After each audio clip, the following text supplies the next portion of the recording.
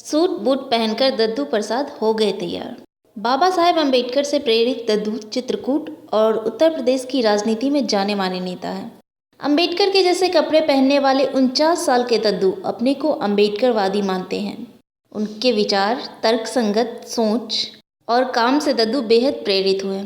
3 बार विधायक रहे दद्दू की गिनती उन नेताओं में होती है जो कभी बहुजन समाज पार्टी के साथ थे।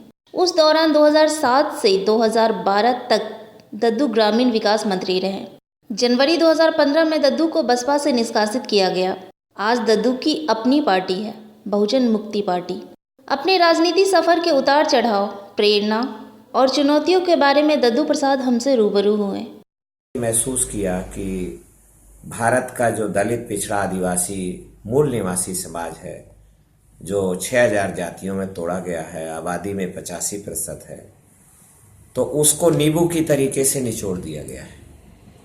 उसके पास कोई सोर्स नहीं बचा, ज्ञान से वंचित किया गया, उसको जनशक्ति से वंचित किया गया, बिखराव जातियों में तोड़ दिया गया।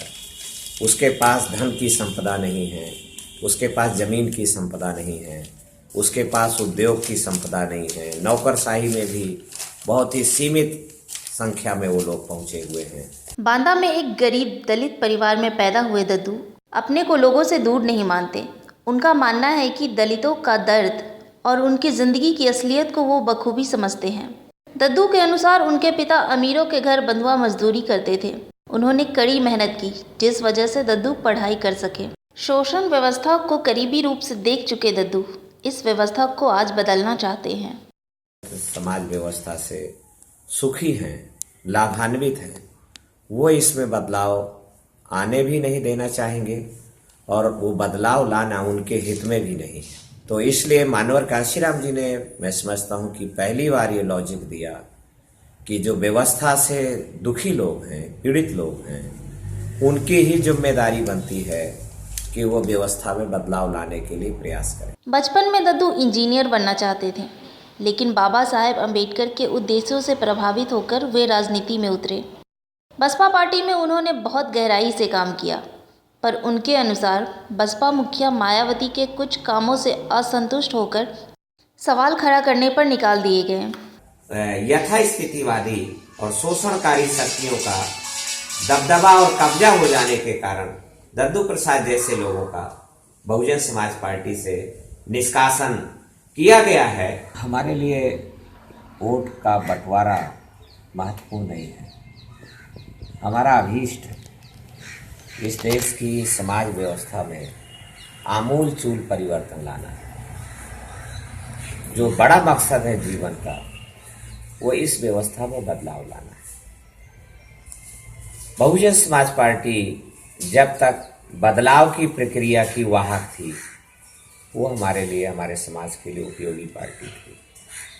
पर जब मानवर कांशीराम जी के 15 सितंबर 2003 को ब्रेन स्ट्रोक पड़ने के पश्चात उनकी आवाज़ चली गई और उनकी आवाज़ जाने के पश्चात वो लगभग मृत्यु शैय्या पर लेट गए और बत्रा हॉस्पिटल में हाउस अरेस्ट कर लिए गए,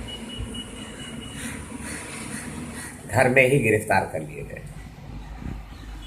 तो ऐसी सूरत पे बहुजन समाज पार्टी के अंदर से बदलाव की प्रक्रिया चाहने वाले लोग धीरे धीरे करके उनको निष्कासन होना प्रारंभ हुआ और उनकी जगह पर यथास्थितिवादी शक्तियों ने, शोषणकारी व्यक्तियों ने कब्जा जमाना प्रारंभ किया।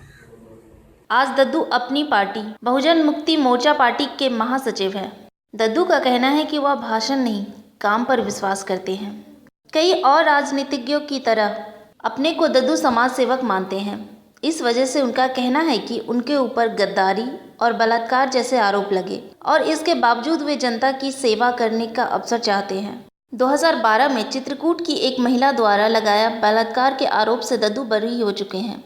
दद्दू चाहते हैं कि गरीबी, बेरोजगारी, शिक्षा जैसे मुद्दों पर वे काम कर सके, लेकिन इसके लिए वे नई रणनीति अपनाना चाहते हैं। दलितों, पिछड़ों, आदिवासियों, मूल निवासियों को अगर हुक्मरान बनना है तो हमें प्रचार के तरीके बदलने होंगे। ब्राह्मणवादी शक्तियों के अर्थात अल्पसंख्यक ब्राह्मणों के बनाए हुए प्रचार के तरीकों का हमें अनुसरण नहीं करना होगा। पोस्टर, बैनर, झंडा, होर्डिंग, उनका प्रचार का माध्यम टेलीविज़न, अखबार, रेडियो, उनके प्रचार का माध्यम, क्योंकि टेलीविज़न भारत के उद्योगपतियों के हाथ में है। ये टेलीविज़न जो खबर दिखा रहा है, ये कोई निष्पक्ष लोग नहीं हैं। ये भारत की शोषण व्यवस्था के अंग है भारत का टेलीविज़न। तो इसलिए हमारा कार्यकर्ता एक चलता फिरता टेलीविज़न है, माउथ मीडिया है। तो माउथ मीडिया का द्वारा हम जितना ज़्यादा विकास करेंगे वो उतना ही ज़्यादा, और उसको व्हीकल के लिए, मूवमेंट के लिए, तो उसके पास छोटा साधन, तो मानवर कांसीराम साहब ने हमें साइकिल का साधन की ओर इशारा किया था। दद्दू भले ही चित्रकूट में पैदा नहीं हुए, लेकिन इसे वे अपनी कर्म भूमि मानते हैं और यहीं पर वे अपना काम और जीवन समर्पित करना चाहते हैं। मैंने उस समय लोगों से कहा कि मैं बांदा में पैदा हुआ, ये मेरे बस में नहीं था, पर मैं बांदा में नहीं हूं, मैं चित्रकूट में रहूं, हारूं अथवा जीतूं, ये मेरे बस में है।